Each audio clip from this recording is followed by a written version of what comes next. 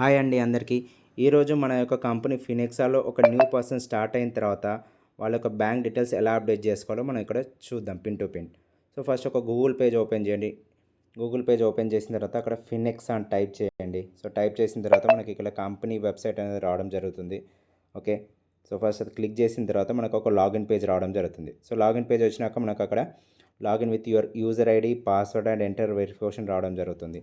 So user ID దగ్గర ఇప్పుడు నేను ఆల్రెడీ ఆటో సేవ్ పెట్టుకున్నాను. సో నాకు user ID and password save అయ్యి రావడం జరిగింది. సో మీరైతే ఎవరికైతే ఇలా రాదో సో మాన్యువల్గా టైప్ చేయండి. టైప్ చేసిన తర్వాత కింద మనకి వెరిఫికేషన్ కోడ్ ఎంటర్ చేయాల్సి వస్తుంది. సో వెరిఫికేషన్ కోడ్ ఎంటర్ చేద్దాం ఇక్కడ.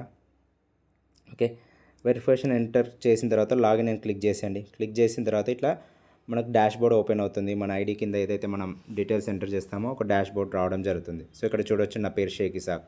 ఓకే, ఐడి అనేది యాక్టివ్లో ఉంది. ఓకే, సో ఇప్పుడు మన బ్యాంక్ డీటెయిల్స్ ఎలా అప్డేట్ చేయాలి? సో బ్యాంక్ డీటెయిల్స్ అప్డేట్ చేయాలి అంటే లెఫ్ట్ సైడ్లో 3 లైన్స్ ఉంటుంది కార్నర్లో, అది క్లిక్ చేస్తే మనకి సెకండ్ ఆప్షన్లో మెంబర్ ప్రొఫైల్ అని రావడం జరుగుతుంది. అలాగే అందులో 4th ఆప్షన్ వచ్చేసి update bank details. So update bank details మనం ఇక్కడ క్లిక్ చేయడం ద్వారా ఏమవుతుంది అంటే మనకు ఒక అప్లికేషన్ అనేది రావడం జరుగుతుంది. ఇక్కడ మనం ఎవ్రీథింగ్ పిన్ టు పిన్ మంచిగా చూసి క్లారిటీగా చూసి సో 100% ఎలాంటి మిస్టేక్ లేకుండా ఫుల్ ఇన్ఫర్మేషన్ కరెక్ట్గా ఇవ్వాలండి, లేకపోతే మిస్టేక్ అయిపోతుంది మనకి.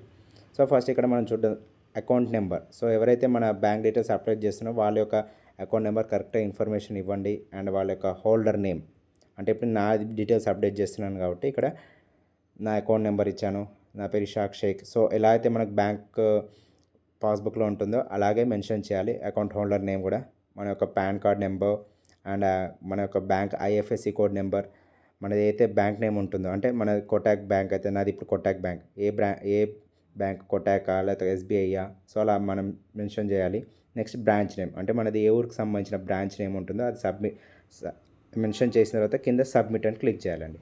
అంతే, సబ్మిట్ చేస్తే మనకి అయిపోతుంది. నేను ఆల్రెడీ సబ్మిట్ ఉంది కాబట్టి యూ కెనాట్ అప్డేట్ అని ఉంది, చెప్పాను కదా.